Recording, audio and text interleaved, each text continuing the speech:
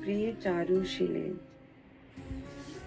श्याम सुंदर श्री राधा रानी को पुकार रहे हैं और कह रहे हैं, प्रिय चारुशिले, तुम कहाँ हो? तुम कहाँ हो? इस तरह से उनको पुकार कर उनकी याद में एकांत में बैठे हुए हैं। उनकी ऐसी अवस्था देखकर सखियों से रहा नहीं जाता और सखियां राधा रानी के पास जाती हैं और उन्हें श्री कृष्ण से ना रूठने का संदेश देती हैं और उन्हें भली प्रकार से समझा बुझाकर मनाने का प्रयास करती हैं।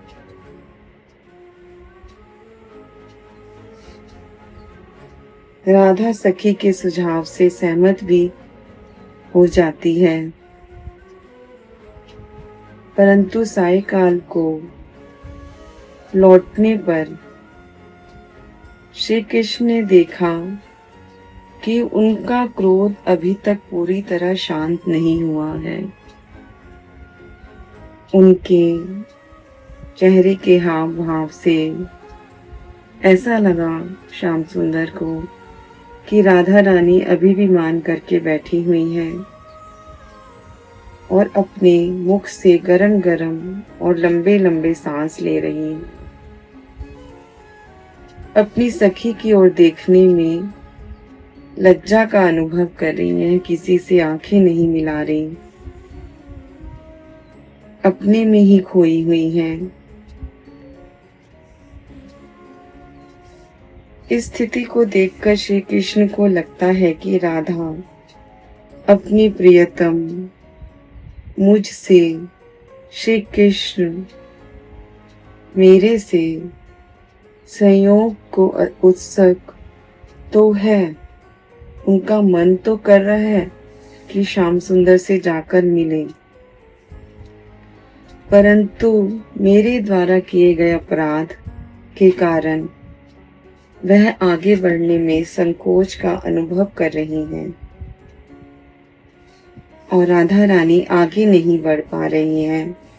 उनके अंदर से पूरी तरह से मान अभी नहीं गया है। श्याम सुंदर स्वयं आगे बढ़कर अपनी प्रेयसी राधा के अत्यंत समीप आ जाते हैं और हंसते हुए कहते हैं,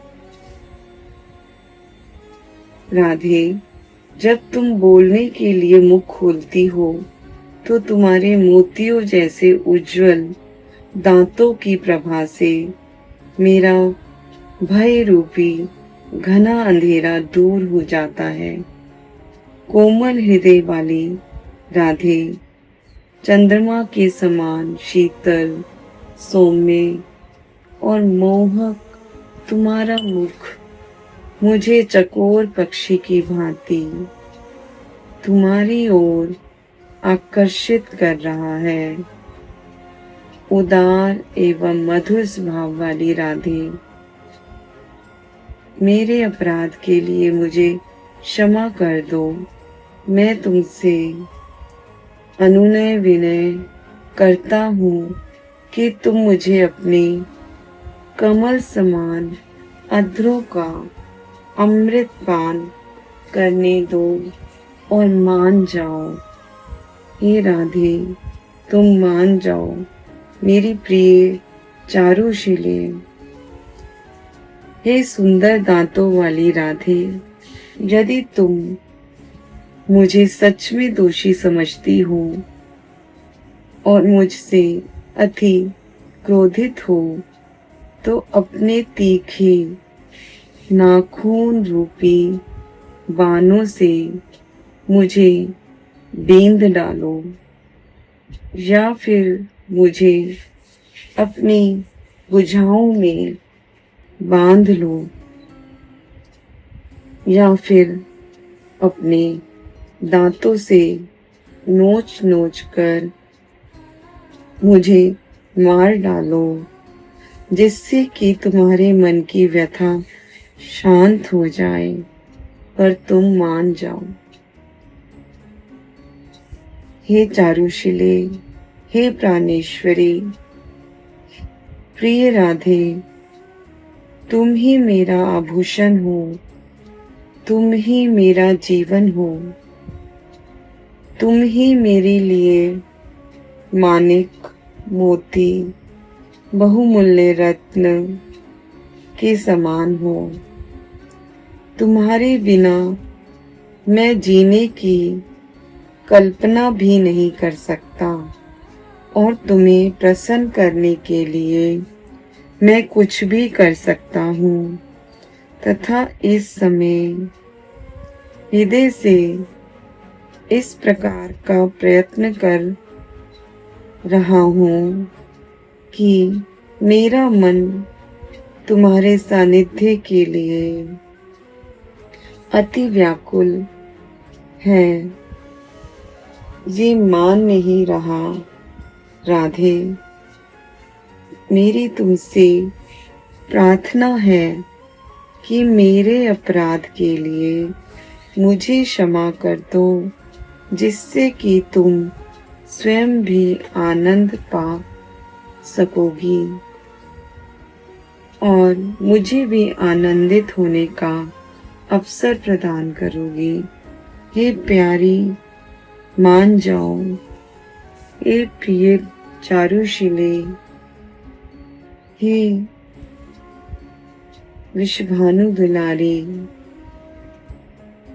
हे पतले और मोहक शरीर वाली राधे, देखो तुमने मुझ पर क्रोध करने के कारण अपने नील कमल के समान काले कजरारे मादक नयनों को लाल कमल के समान बना लिया है। मुझे लगता है कि तुम्हारे नयनों को लाल होने का कारण ही यह है कि तुम मुझे अपने काम बाणों से मुझे बींध कर घायल करके रक्त से लथपथ करना चाहती हो।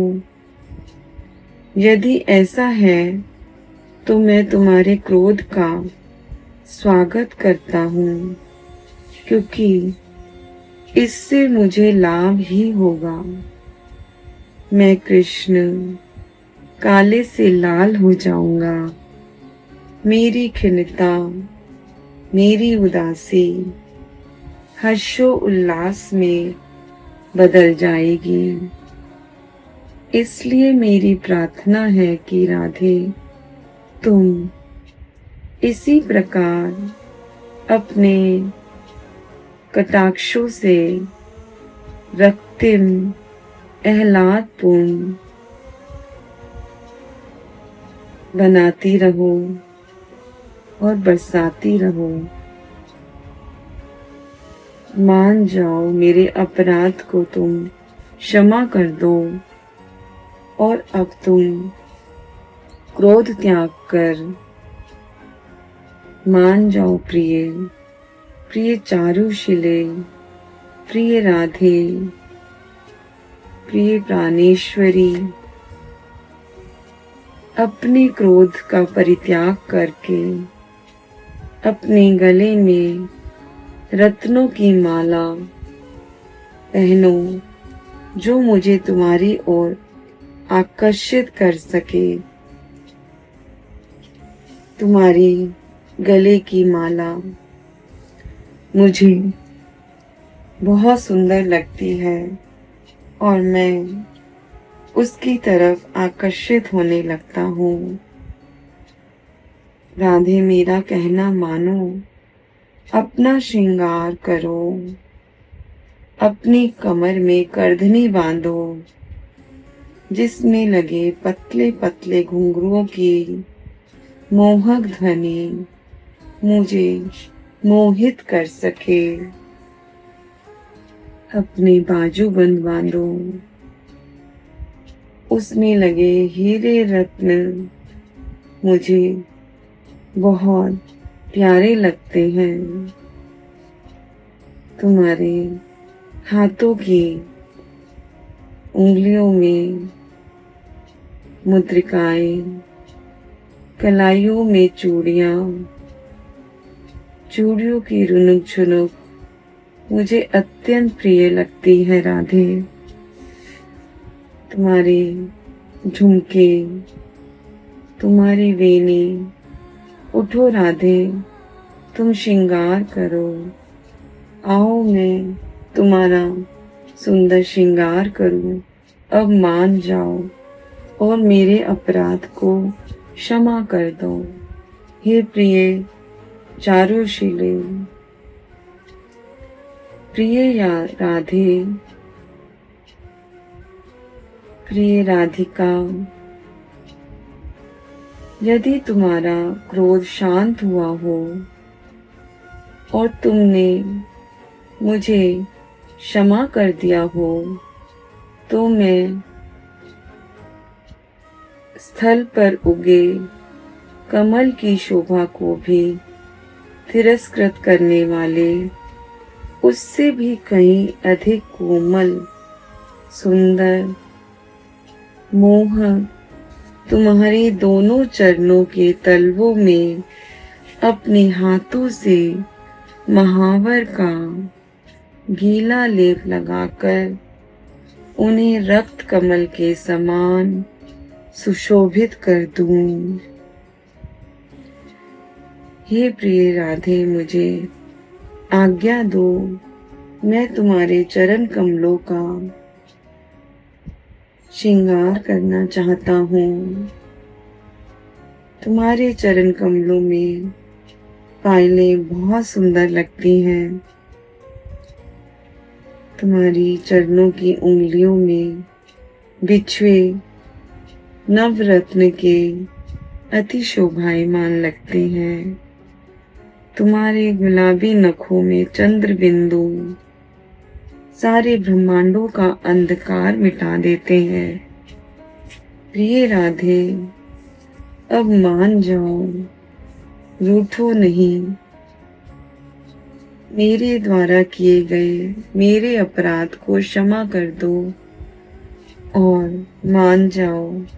हे चारुशीले, हे राधे, मेरी प्रियतमा, मेरी प्राण धन, यदि तुम मुझसे रुष्ट हो तो भले ही कमल के नए पत्तों से भी अधिक कोमल अपने चरणों को मेरे शीश पर रख दो। अपने चरणों से प्रहार करके मुझे प्रताड़ित कर लो, परंतु मुझसे रूठकर अलग ना रहो। मैं तुम्हारी विरह अग्नि में बहुत व्यथित हूँ, बहुत असहनीय ताप से तड़प रहा हूँ। प्रिय राधे, अपना संग देकर इस ज्वाला के असहनीय ताप से मेरी रक्षा करो और मान जाओ। तुम्हारे चरण प्रहार से मुझे शांति मिलेगी और तुम्हारे क्रोध का भी परिहार हो जाएगा।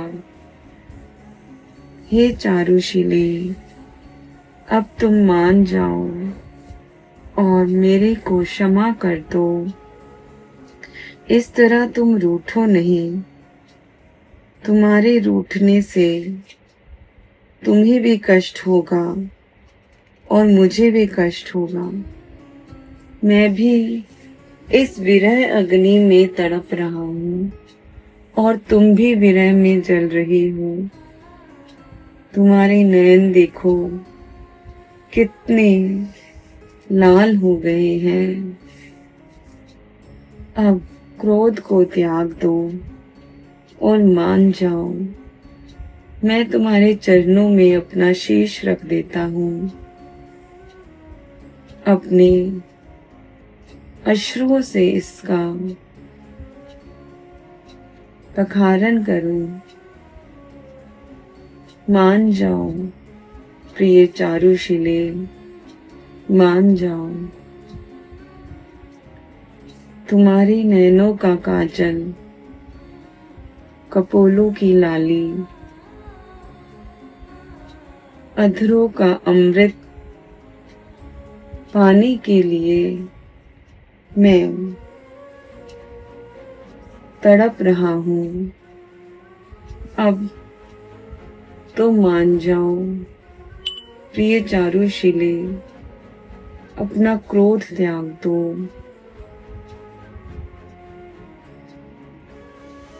जब बहुत देर तक भगवान प्रार्थना करते रहते हैं और मनाते रहते हैं श्री राधा रानी को, तो प्यारी सखियों के नेत्रों से भी अश्रुधारा बहने लगती है। वो भी दोनों की विरह अग्नि को सहन नहीं कर पा रही हैं और राधा को मनाने लगती हैं कि राधा अब मान छोड़ दो, अपना क्रोध त्याग दो और प्यारे श्याम सुंदर पर प्रेम वर्षा कर कर उनके मन को शीतलता प्रदान करो, उनको अपने हृदय से लगा लो। उनके हृदय में विरह अग्नि जलकर प्रेम को खत्म कर रही है। उन्हें और ना तड़पाओ और मान जाओ।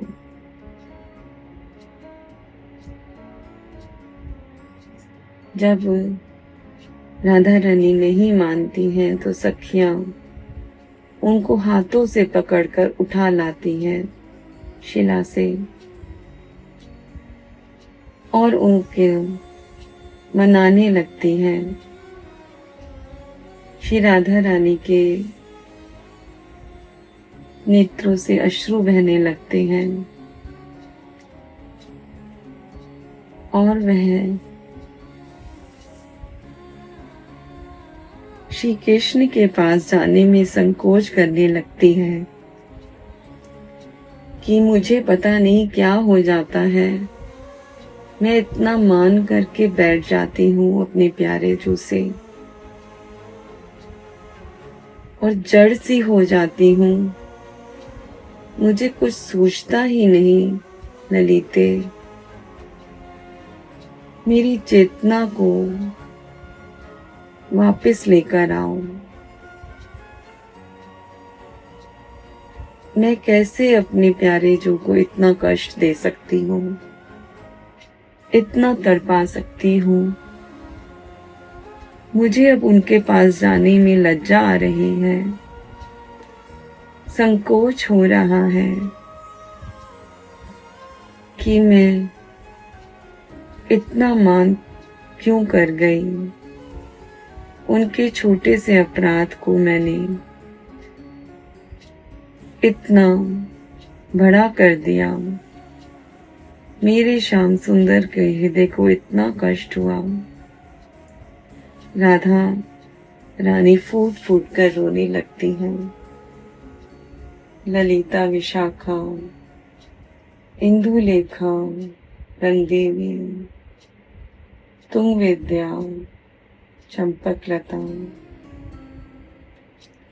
सबकी सब सखियां राधे को अपने हृदय से लगा लेती हैं और उसे मनाने लगती हैं। उसकी लज्जा संकोच खत्म करने के लिए श्री कृष्ण की उदारता प्रेम का व्याख्यान करती हैं कि श्याम सुंदर का हृदय तो बहुत बड़ा है राधे। जब तुम उनके पास जाओगी तो उन्हें कुछ भी याद नहीं रहेगा। चलो उठो, तुम्हारा सुंदर सा श्रृंगार करें और तुम श्याम सुंदर से मिलने चलो। सब सखियां राधा रानी को उठा के यमुना जी के पास ले जाती हैं, उनका मुख धुलवाती हैं, यमुना जी में से कमल तोड़कर उनके केशों का श्रृंगार करती हैं, कमल की माला गूंथकर गले में पहनाती हैं, कमल के कुंडल, कमल के हस्त फूल, कमल की पायलें, कमल की करधनी, कमल के बाजूबंद, सुंदर कमल पुष्पों से श्रृंगार करके श्री राधा रानी को धीर समीर घाट पे ले जाती हैं, जहाँ श्याम सुंदर इंतजार कर रहे हैं। दूर से जब श्याम सुंदर देखते हैं कि राधा रानी सखियों के संग आ रही हैं, तो सभी की रुनुक झुनुक की पायलों की आवाज सुनकर श्री कृष्ण आनंदित हो जाते हैं और खड़े होकर बांसुरी वादन करने लगते हैं। वंशी की धुन में राधे राधे की धुन से वातावरण ध्वनित हो जाता है और राधे जब सुनती हैं कि मेरे प्यारे वंशी बजा रहे हैं और वंशी से मेरा नाम गुनगुना रहे हैं, भागकर राधे अपने प्यारे से लिपट जाती है और उनके हृदय पर अपना शीश रखकर उनसे माफी मांगने लगती है और अपने अश्रुओं से श्याम सुंदर की कंचकी को भिगो देती है। पश्चाताप की अग्नि में जलकर राधे प्रेम से भर जाती है और सभी सखियां नृत्य करने लगती हैं, हर्षोल्लास से आनंद मनाने लगती हैं। युगल सरकार के दिव्य स्वरूप के दर्शन करके सभी सखियां प्रेम से भर जाती हैं। प्रेम की अग्नि सभी को आह्लादपूर्ण बना देती है। सखियां वृक्षों के मूल में बैठकर अपने युगल जोड़ी सरकार के रसिक दंपति के दिव्य प्रेम के दर्शन करते करते उन्हीं का रूप हो जाती हैं और नेत्रों में उनके इस सुखद स्वरूप को बसाकर अपने नयन कटोरों को भरकर उनके नेत्र स्वतः ही बंद हो जाते हैं और वह भी खो जाती हैं प्रिया प्रीतम जी के स्वरूप में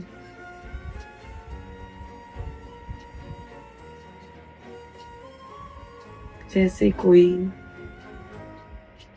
अंदर चेतनता ही नहीं रही हो, ना सांस चल रही, ना विचार चल रहा, एकदम मौन,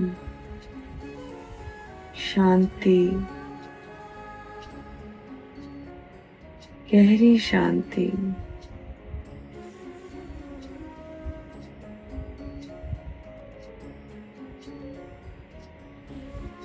केवल एक अनुभव, एहसास है जहाँ प्रेम का, उसे फील करें।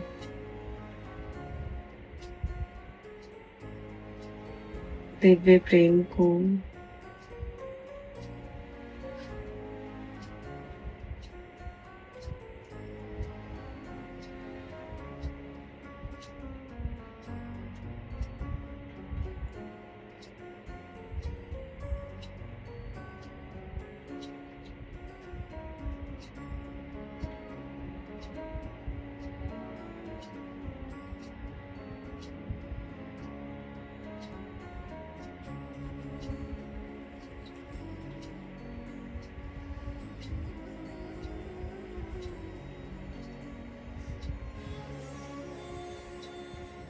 शब्द मौन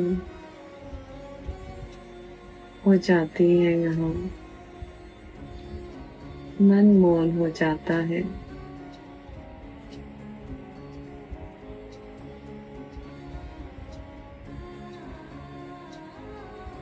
गहन शांति में उतरे अपनी।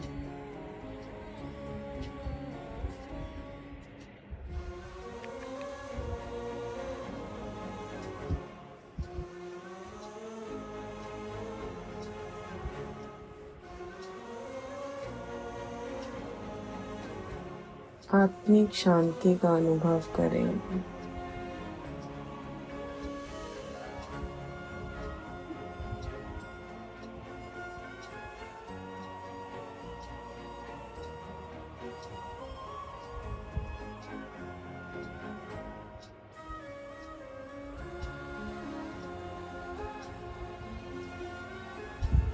गहन शांति में ही भगवान का प्राकट्य होता है।